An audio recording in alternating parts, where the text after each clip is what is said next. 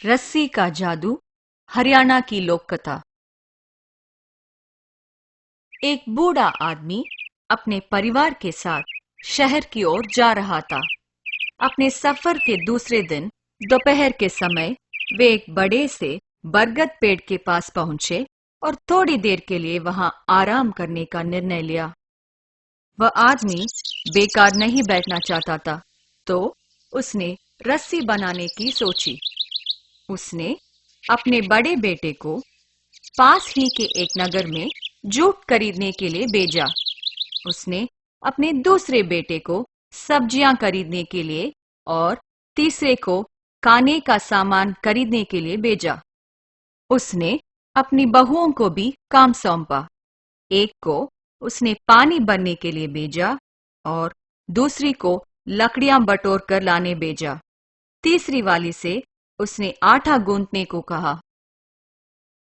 जब उसे अपनी जरूरत का सारा सामान मिल गया, तब वह आदमी पेड़ के नीचे रस्सी बनाने के लिए बैठ गया। उस पेड़ में एक दानव रहता था। जब से उस आदमी और उसके परिवार ने उस पेड़ के नीचे डेरा डाला था, तब से वह दानव उन पर नजर रख रहा था। आश्चर्य की बात है, ये आदमी रस्सी क्यों बना रहा है? मुझे बहुत उत्सुकता हो रही है। मैं स्वयं ही उस आदमी से पता लगाता हूं।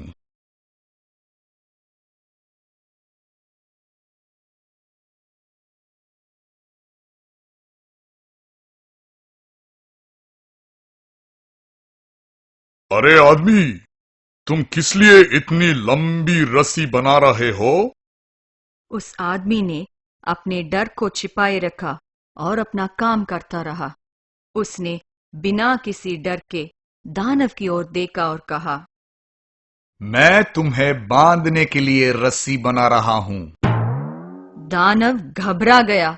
भले ही वह शरीर से बड़ा था, लेकिन अंदर ही अंदर वह बहुत डरपोक था। वह उस आदमी के चरणों पर गिरकर दया की भीख मांगने लगा। हे भले आदमी, मुझ पर दया करो। तुम्हें जो भी चाहिए मैं वो सब करूंगा। ठीक है, मैं तुम्हें छोड़ दूंगा अगर तुम मुझे सोने से भरे संदूक का खजाना दोगे। दानव ने आदमी के आदेश का पालन किया। वह बूढ़ा आदमी खुशी से फूला नहीं समाया। अपने सफर से वह एक अमीर आदमी बनकर अपने गांव लौटा।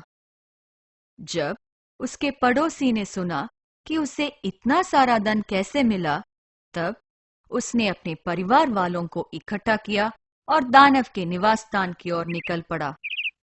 वहां वो अपने बेटों और बहुओं को आदेश देने लगा, लेकिन उसके बेटों ने पेड़ की छांव छोड़कर यहाँ वहां जाने से इनकार कर दिया और उसकी बहुओं ने उस पर ध्यान ही नहीं दिया।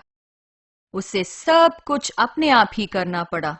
आखिरकार उसने अपनी जरूरत का सारा सामान इकट्ठा किया और रस्सी बनाने के लिए पेड़ के नीचे बैठ गया।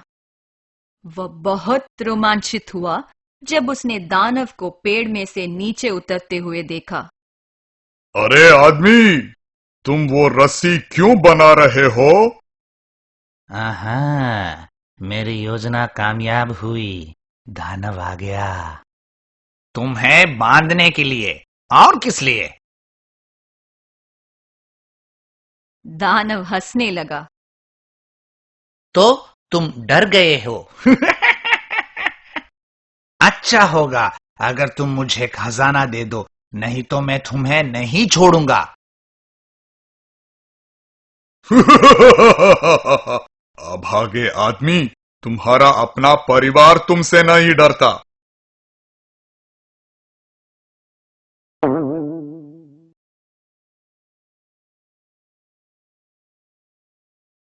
तो मैं क्यों भला तुमसे डरूं? किसी और को बांधने से पहले अपने बेटों और बहुओं को बांधो।